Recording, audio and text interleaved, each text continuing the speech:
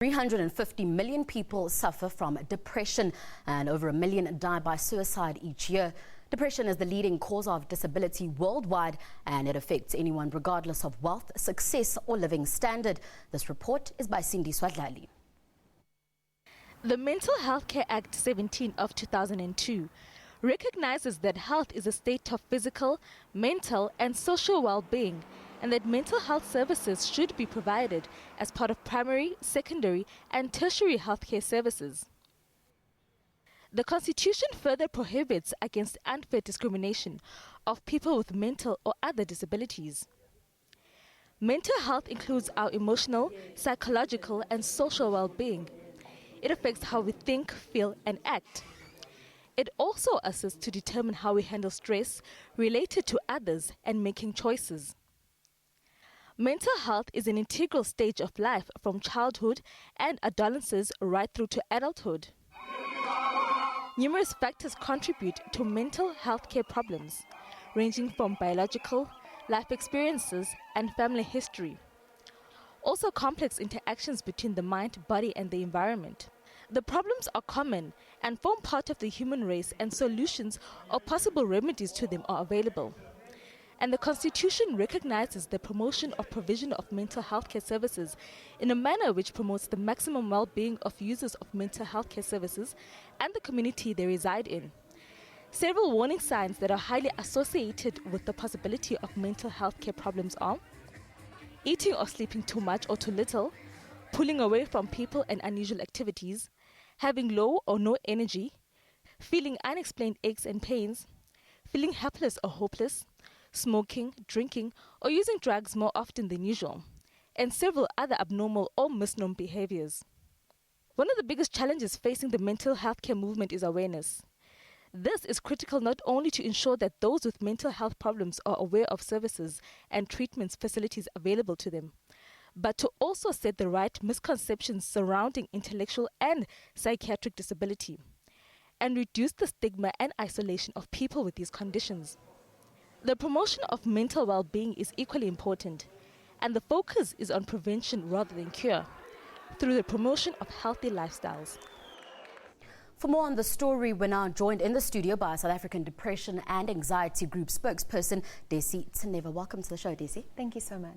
Now, Dessy, mental illness or mental depression is not often a topic that we put on the table. Can we just start by defining it? Okay, so depression is a part of mental illness. Mental illness is any illness that affects your mind. So that can be bipolar, schizophrenia, anxiety, and depression is one of that. And really they all have different symptoms, but it affects your quality of life in terms of your thinking, your emotions, and how you handle stresses around you. Now let's take a look at SADC as an organization. What is it exactly that you offer? We are very much about destigmatizing mental illness and making people aware that it is not something to be ashamed of. You can speak about it and you can find help. And we do that through helplines, through media campaigns and other projects as well. Now, can you briefly take us through the different types of mental illnesses, just so we're clear? Okay, great. So there are quite a few, but I will try and focus on the ones that are the main ones. Depression is one of them. Bipolar is another, which is depression including mania, a different mood state. And then there are different anxiety disorders like OCD, panic attacks, generalized anxiety disorder, phobias. And then we have trauma. So after a traumatic event, post-traumatic stress disorder is something that you can experience. There's, as I mentioned, schizophrenia. Some people will experience psychosis. So there's really a wide variety. And then obviously suicide is something that can occur with mental illness, without as well. But a lot of people who experience mental illness are at higher risk for suicide. Now, we've taken a look at the actual definition of mental illness or depression. Now, what are some of the universal symptoms that we can easily identify per se? I think some of the most general ones that you can look at for the fact that you're not coping, whatever mental illness it may be, is that you're having a lot of negative thoughts, a lot of very low, difficult emotions, and you feel like you just can't make it through your day, whether you're at school, whether you're at work, whether you're studying at varsity, whether you have retired. It just really makes it emotionally and mentally difficult to keep going. Now, earlier on, we asked our viewers if they understand mental illness or depression, or if they just isolate people, and this is what some of them had to say. And I want to go through this with you. Walter Ramushaba says society burdens and trauma are largely to blame for an individual's mental instability. Nomadlozi Buthelezi says it's so sad seeing a person going through this, not sure why this attacks men the most. And Nesane Ace Mashudi says, is there any mental illness that can be cured by marijuana? Now, I just want to go back to the main one specifically. We've got Nomadlozi here who says, well, she believes that depression mostly attacks men. Can we generalize like that, and what's your take on it? Not really. Depression is a little bit controversial in terms of men versus women.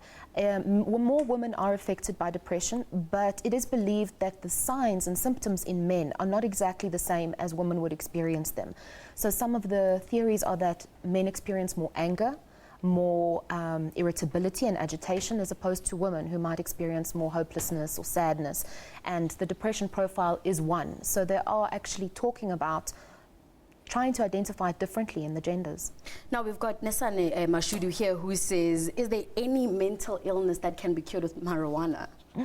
No, not really. And I actually wanted to bring up a point, I think, about that is marijuana can trigger mental illness, as can a lot of substances. They're often used by people with mental illness as a coping mechanism because they feel that something's wrong, they can't control their emotions, so they self-medicate through different substances, alcohol, drugs, and marijuana specifically.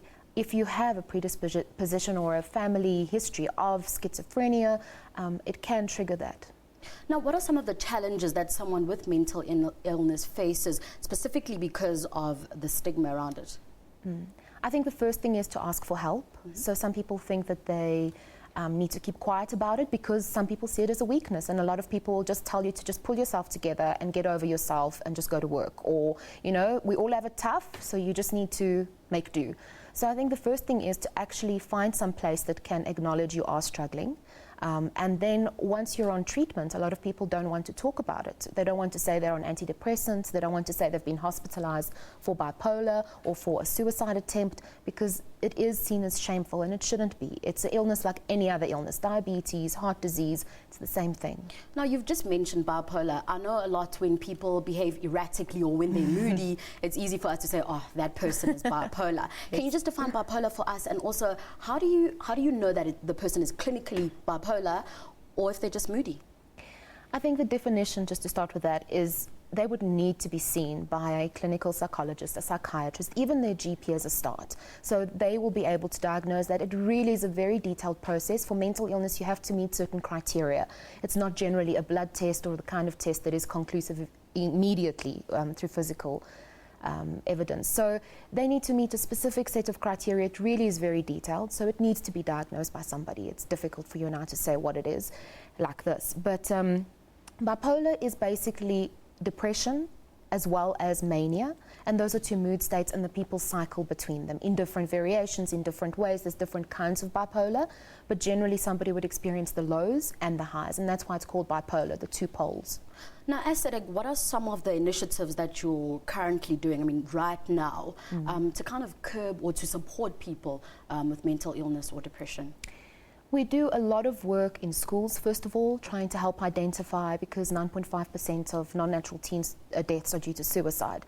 And the highest affected group is the 15 to 29 age group. So we do a lot of work with youth, with teens in schools, talking about what is depression, what can I do if I feel suicidal. We have speaking books, what basically is for the low literacy level population. So it explains mental illness, it explains what you're experiencing, it explains how to get a grant if you can't work through it. We have the constant helplines, and through that we basically every day assist people in getting help, public or private hospitals, getting people to the help that they need. Those are just some of the things that we do on a daily basis, including actually support groups, which is a great way for people to feel encouraged to just get better countrywide. Now, speaking of getting people the help that they need, what are all the ways that people can contact you, whether it's someone who's depressed or someone who knows someone who's going through this and has identified the symptoms? How can they get a hold of you and get the help they need? There's a lot of information on our website, which I think is great because it's broken down by all the mental illnesses. There's book lists, there are videos, local and international articles of different perspectives. So that's www.sadag.org. And then we have the toll-free helplines. So we are open every day of the week, 8 a.m. to 8 p.m. on 0800 21 22 23. And if you don't have airtime or struggle, we do have an SMS line where we can call you back, and that is 31393. Thank you so much for your time. It's my pleasure. That was South African Depression and Anxiety Group spokesperson Dessy Tzoneva.